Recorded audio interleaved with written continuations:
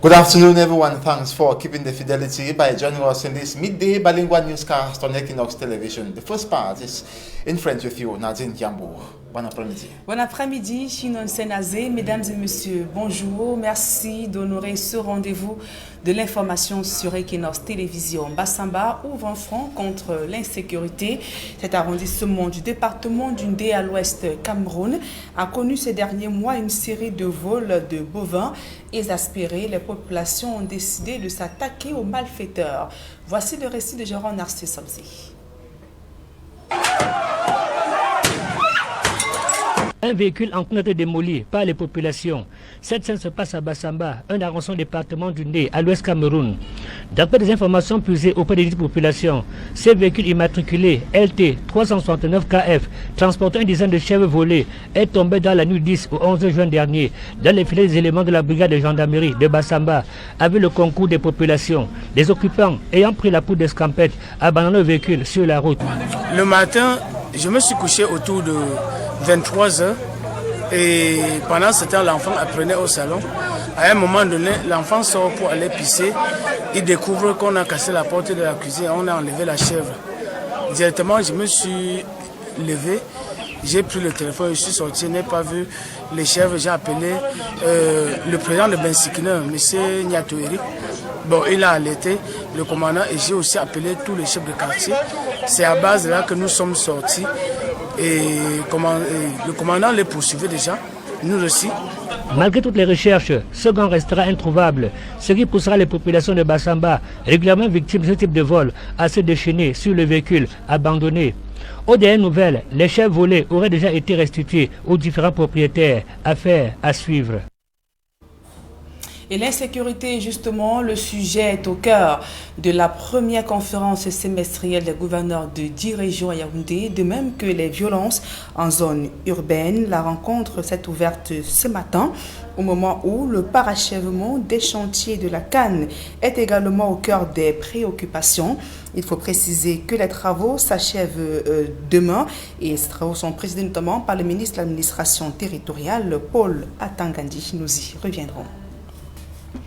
Dans le département d'Union et les régions du centre, l'arrondissement de Bihoura vit notamment de l'agriculture, mais surtout de l'élevage. Et la filière bovine y est également florissante grâce au climat, de même que la végétation. Cependant, un fort potentiel qui peine à être valorisé pour optimiser la production et les paysans expriment leurs préoccupations au pouvoir public. Le reportage de Joël Niem et Aïe Cyril. Dans le village Sombayan, arrondissement de Bihoura, département d'Union Ekele, région du centre, les populations vivent essentiellement de l'agriculture et de l'élevage. De là à penser que c'est l'autosuffisance alimentaire à Sombayan, il n'y a qu'un pas. Pourtant, la réalité est tout autre. Dans cette ferme porcine et bovine, le manque de moyens financiers plombe la qualité de l'élevage. Et nous attendons des financements. Parce que là, nous voulons améliorer notre ferme porcine et même notre ferme bovine. Nous avons un chapelet de projets. Nous n'attendons que des financements, mais nous comptons sur le pouvoir public. Le temps que les pouvoirs publics réagissent, c'est le règne de la débrouillardise à Sombayan. Nourrir ces bêtes ressemble à du sauve qui peut. Quand on fait comme ça, il n'y a pas de nourriture, ça dérange. Il n'y a pas le lait, c'est ça qui dérange maintenant. Je vais lui terminer avec l'autre avant que le lait sorte. En visite à Sombayan, la déléguée régionale de l'élevage, des pêches et industries animales pour le centre touche du doigt les difficultés de la société coopérative simplifiée agro-pastorale et piscicole du Cameroun, SCOSAPICAM. Difficultés liées notamment au renforcement des capacités de ses membres. Il nous faut une formation jeune. La formation jeune qui pourra nous permettre d'accentuer les petites connaissances que nous avons et améliorer notre vie quotidienne. Première solution apportée par Madame le délégué aux doléances des populations de Sombayan, la vaccination de l'ensemble des bêtes afin de les maintenir en bonne santé avant toute chose. Autre fait d'actualité au cœur de ce journal, environ 12 millions d'hectares de forêts de terre sont en état de dégradation au Cameroun. Cela est dû aux multiples agressions que subissent l'écosystème. Une dégradation qui inquiète la société civile. Elle vient de saisir l'occasion de la célébration de la Journée mondiale de l'environnement pour lancer un plaidoyer sur la restauration des écosystèmes au Cameroun. Le reportage de Marcelin Gansop. Restaurer les écosystèmes, c'est la thématique centrale de la Journée mondiale de l'environnement dont l'édition 2021 vient de se célébrer à travers le monde. Dans les communautés de la région de l'Ouest, les uns et les autres ont pleinement conscience des dangers que représente la disparition des écosystèmes pour la vie humaine. Dans le département du Conquis, des initiatives sont prises en faveur du reboisement. Un demi-centimètre à partir du fond. Il faut que la matière soit tranchante. Donc on fait ça. On met au centre du trou.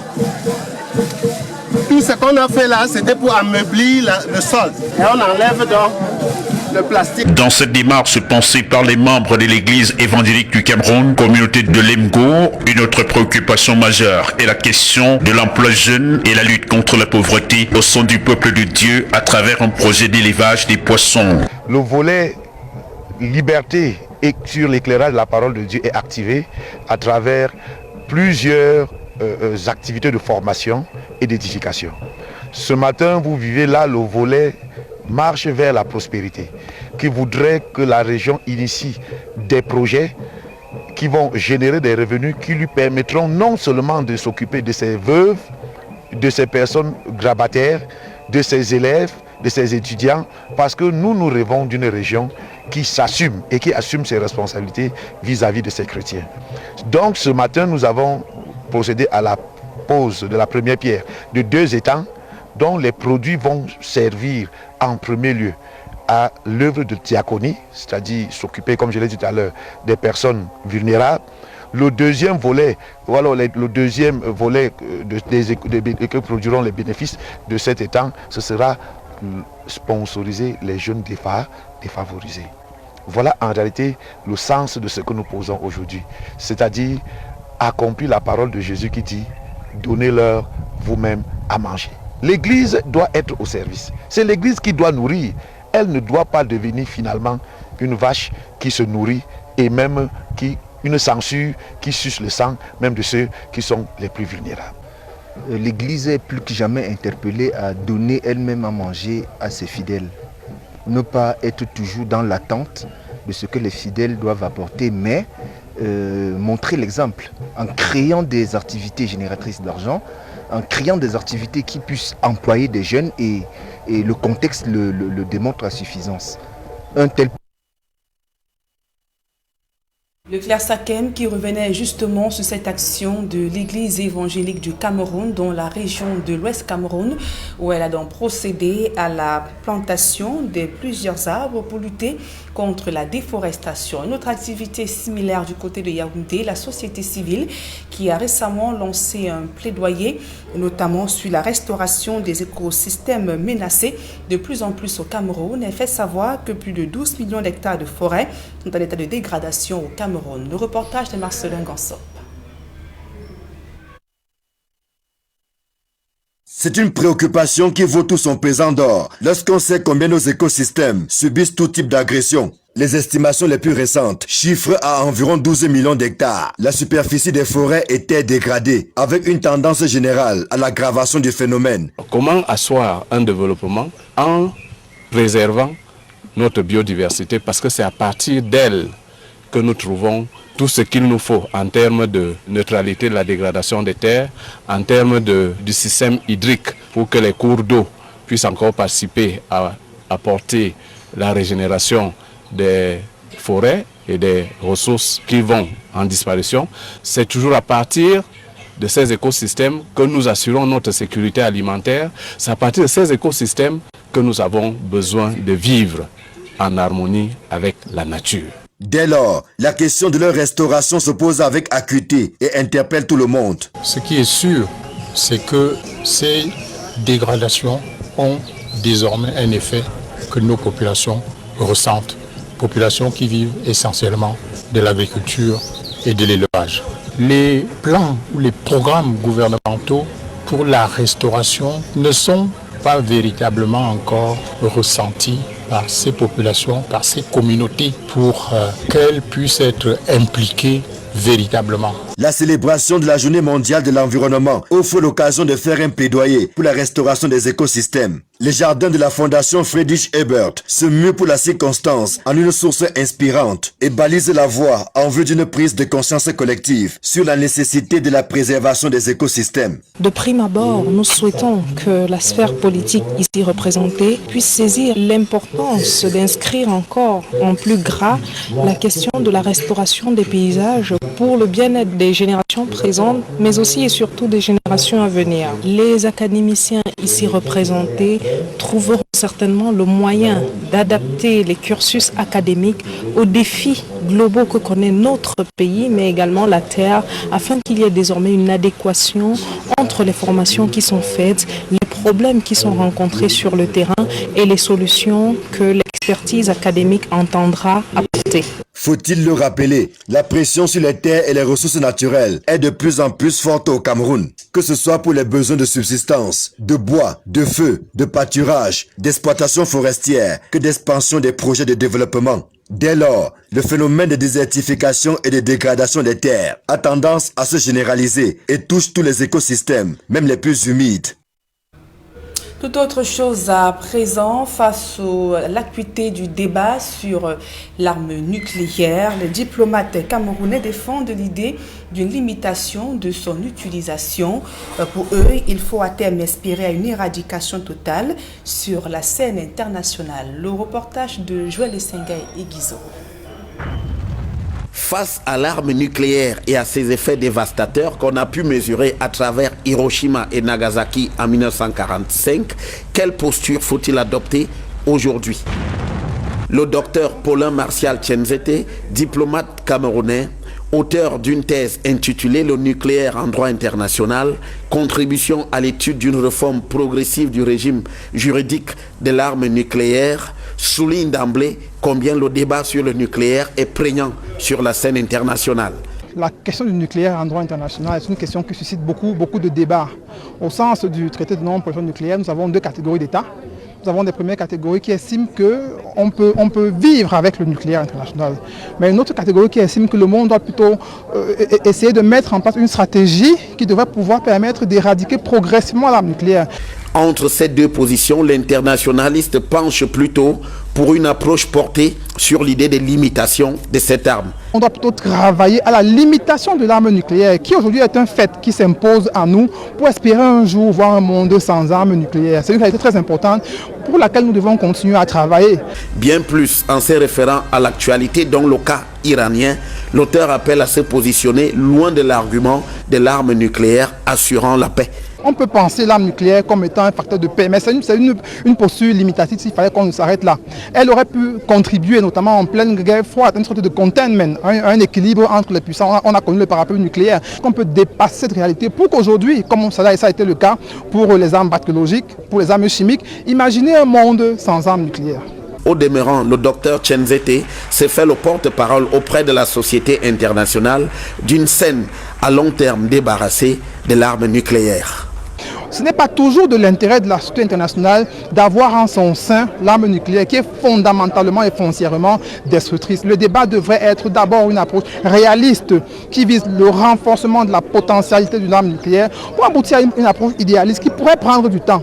Peut-être un peu trop de temps, mais cela ne sera pas impossible. Pour l'instant, la réalité montre plutôt que les partisans de l'arme nucléaire prospèrent, bien que des initiatives à l'instar du TIAN, le traité sur l'interdiction des armes nucléaires, fassent aussi leur bonhomme de chemin. C'est avec ce reportage de Joël Essengay de Gizogo que nous mettons un terme à la première partie de ce journal. La suite, c'est en langue anglaise avec vous, Finon Senazi. Merci Nadine Yambou. Good afternoon once again to you viewers. Thanks for staying with us. We begin with news in the central region of Cameroon, where the governor, Nassiri Paul Biya, has effectuated a comfort visit at the Yaoundé 7th Council, where the mayor and the municipal councillors have been victims of inundation as a result of heavy rainfall in the capital city. Administrative documents in almost all of the offices were soaked. The Yaoundé 7 municipal councillors spent an entire day to send the documents, computers and furniture outside in a bid to save the undestroyed ones and dry the flooded offices. Civil status documents of the one of the municipal councillors in charge says have been destroyed. The water, according to Mayor Augustin Tamba, went 3 meters into the council building, causing the disaster. Recorded doors of the council remained closed for several days, with everyone looking up to government authorities for an urgent solution. According to the mayor, they will have to continue battling with this situation if no help comes from government, while awaiting completion of a new Yaoundé 7 Council building in about 3 or 4 months' time. We now talk about the National Executive Committee of the NEC that held in Yaoundé. That was on Saturday, June the 12th, with the NEC dismissing the case between Honorable O.C. Joshua, the first National Vice President of the SDF, and Honorable Jean-Michel Ninche, who is the President of the SDF Littoral. Honorable Jean-Michel Ninche expressed dissatisfaction regarding the decision that was taken by NEC to dismiss the case between him and Honorable Joshua Oshua, and to him the party did not use Article 8.2 on Joshua Osi, who has been going against party discipline, and in his reaction he writes the SDF Littoral has played his part, namely to apply the Article 8.2 against a militant who has the particularity of considerably and permanently damaging the image of the party. The NEC decided otherwise. The militants in particular and the people who love change in general will certainly draw the necessary consequences. The struggle for a real change in our country continues despite the winds and tides maintained by those who find their accounts in the status quo to the detriment of the vast majority of Cameroonians. That was the reaction of Honorable Jean-Michel Ninche regarding the dismissal of the case between him and Honorable Joshua Osi. We now talk about some disgruntled students who are writing the baccalaureate examination here in Douala. They say they were misinformed, the reason why they did not take part in the second phase of the baccalaureate examination at Government's Bilingual High School, New Bell. They are blaming their examiner. While they were out, other students were writing the second phase of the baccalaureate examination. Details in this report compiled by Charles Ekome.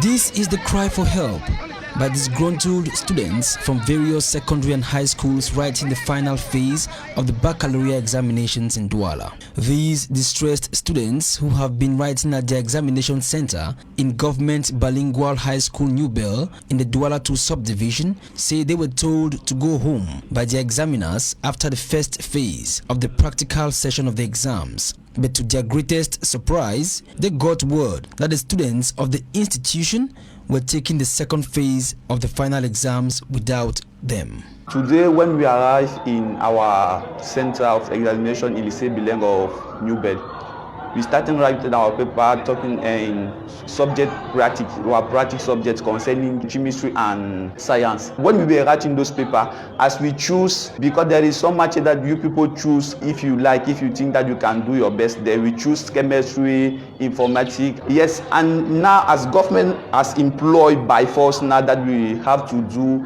TP, practice in chemistry and science, they come and told us that at that TP was free.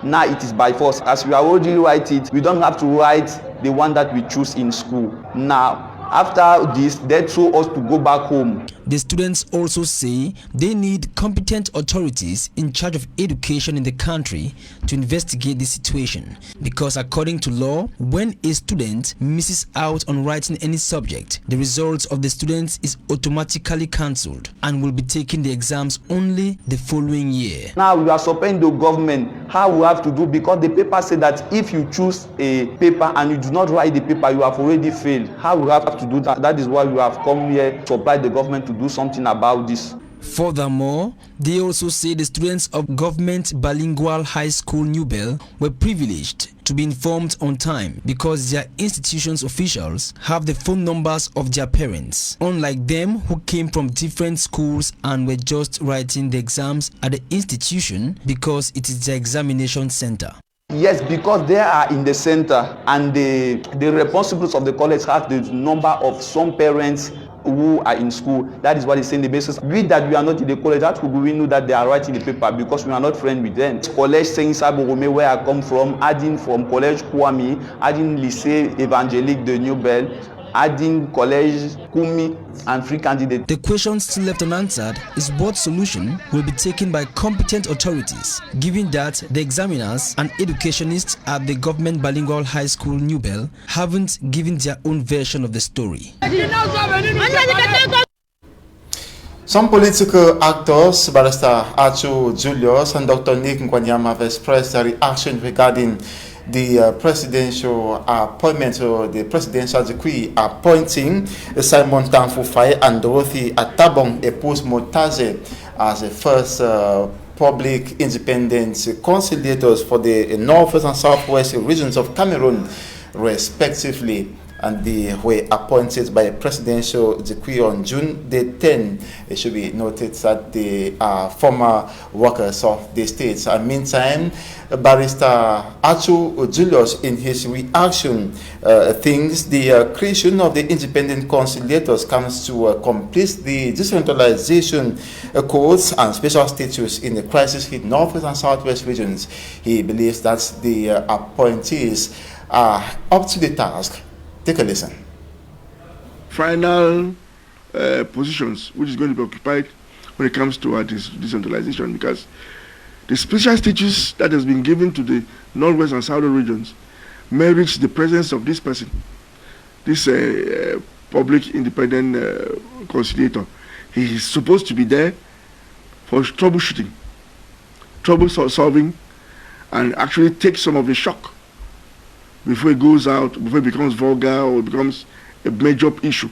So his role is to temper down some problems, get an amicable settlement so that everybody living him should be happy.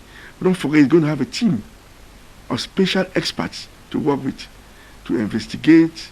You have lawyers, you have, I'm sure, policemen, you will have a lot of specialists. And I think that he runs about 6 or 7 commissions with specialists that are going to man each of those commissions. So he's like the boss who reconciles the information that gathers from the members of this commission. So coming to the persons, I think, to the best of my knowledge, those guys are independent persons.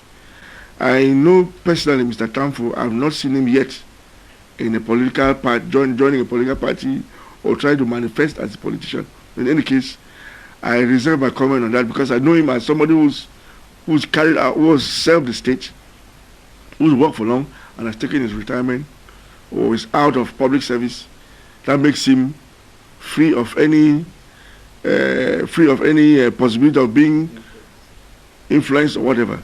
There's nobody informed in this country like the presidency about each and every Cameroonian that we have here. They have their security reports. They do fast check, they do background check, they try to find out who are you and what you're capable of doing and things like that. So when someone is appointed, it means all of that has been done to know that this guy is someone who has an independent spirit and can handle whatever duty post is being given to. It's not a matter of wanting to support or not to support, because you as a conciliator, you actually don't take any decision, but you try to marry positions so that everybody should be happy. It is immaterial if the person was a civil servant or not, in the sense that Right now, they are independent persons inside. They don't earn any salary from anybody. They don't have any boss. They are the bosses for themselves to do what they are supposed to do as per the law. They are not answerable to anybody. Because even the presidency cannot consult them. Because all they do is they prepare their reports and send it to the hierarchy, to the presidency. Let's not start by saying that will he do this or will he not do that. Let's give him a chance to use his acumen, to use the goodwill that's been given to him, to do his best to sort out certain issues.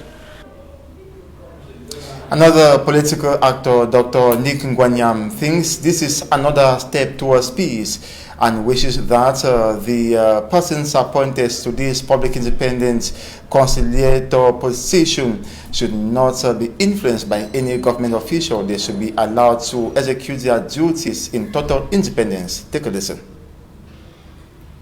As you have seen, the idea has been that after the major national dialogue, after putting in place of the decentralized units and then the appointment of these people, might be peace will return and life will come back to normal. It's our hope that these two persons that have been appointed, they would spend time to sincerely try to understand what is going on and not just play politics, know how the people feel, know what the people want, and then be that reconciliator, between the people and the government. Because more often than not, our elites who interact between the people and the government, they tell a lot of lies, and that's why we are in so many problems. But I know my brother and friend, Mr. Tamfu Simon, he's a very hardworking person and straightforward, and I'm sure he's going to tell the powers that be what exactly the people want, and then make sure that the administration does not keep breathing down on people's throats, because that has been one of the major problems, and that he would understand what bad governance is and try to help people overcome that pain of bad governance. I think if there's anything, and people have been suffering a lot and complaining, the issue has been that of bad governance. So they are not just going to sit in their offices and get locked and bogged down with little things, and they are not going to be working with a CPDM mentality only. No, they have to be broad-minded and look at everybody. After all, we have 350 political parties in Cameroon, and you can not only be doing what the CPDM wants and then leaving 344 people at the parties out. So they have to come out of the party cocoon and work with a broader mindset and truly try to see if they can understand the problems and transmit them as they are. Hopefully by doing the truth in love, they would contribute in bringing down the anger, they will contribute in solving the problems, and they will contribute in bringing peace. To the extent that, when this other dialogue comes, they would also be on the table to help the government and the people to achieve the best results of reconciliation and unity in the nation. Congratulations to the employees, and we thank our president for taking this step, and that we look forward to this inclusive dialogue, reconciliation and unity in the nation. Thank you. That reaction of Dr. Nick Ngwanyam ends this edition of the Midday Bilingual Newscast on Equinox Television. Thanks so much for watching. Do have a splendid day. Tomorrow is another day, God willing. Nancy Yambou, bonne journée. Merci, merci Ginol Senazé. Fin de ce journal, mesdames et messieurs, merci pour votre aimable attention et passez d'agréables moments en compagnie de nos programmes.